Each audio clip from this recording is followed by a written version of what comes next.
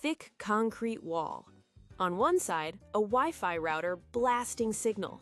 On the other, a phone showing full bars. Wi-Fi goes through concrete, wood, and glass, but it cannot go through one very common thing in your house. You'll find out what it is at the end. So first, what is Wi-Fi, really? Wi-Fi is not magic, it's light, just not the kind your eyes can see. Think about a light bulb. It sends out visible light waves in every direction. Your router does the same thing, except its waves are invisible. They're called radio waves. All of these waves live on the same family tree, called the electromagnetic spectrum. Radio waves sit on one end.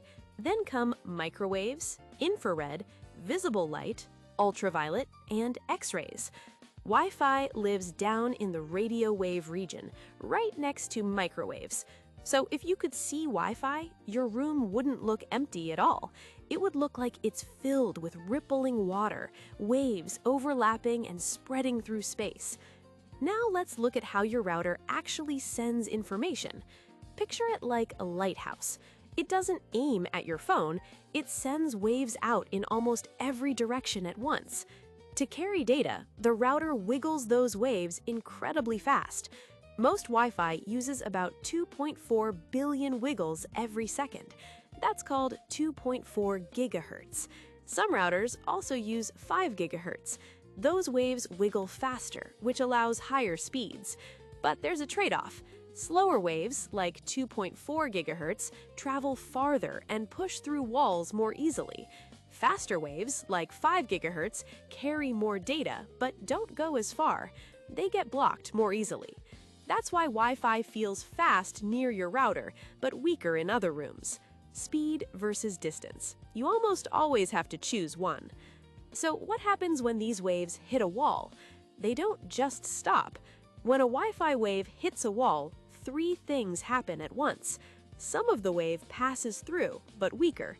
Some of it reflects, bouncing back into the room, and some of it gets absorbed by the wall itself. Every wall steals a little energy from the signal.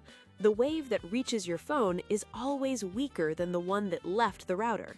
And not all walls are equal. Wood is fairly easy for Wi-Fi to pass through. Brick causes more resistance. Concrete is even tougher, especially when it contains metal.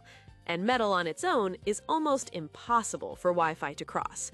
Your signal is like a person running across different terrain. Grass is easy. Sand slows you down. Deep water can stop you completely. So how does your phone catch whatever signal survives? Inside your phone is a tiny antenna, often smaller than your fingernail. When a radio wave reaches it, the antenna physically responds. Electrons inside start to wiggle in the same pattern as the wave. That vibration gets turned into an electrical signal, then into ones and zeros, then into data your apps understand. In just a few dozen milliseconds, an invisible ripple in the air becomes a message, a web page, or a video on your screen. Now back to the mystery. What's the one common thing Wi-Fi struggles to pass through? The answer is water. And one of the biggest water-filled objects in your house is the human body. Your body is about 60% water, and water absorbs radio waves extremely well. So in a crowded room, Wi-Fi waves hit people and lose energy fast. Signal bars drop, speeds slow down. That's why your internet can feel worse at a packed party. People aren't just using the Wi-Fi, they're blocking it. Now you see it. Vizibyte, tech made visible. Does your Wi-Fi slow down when everyone's home? Now you know why.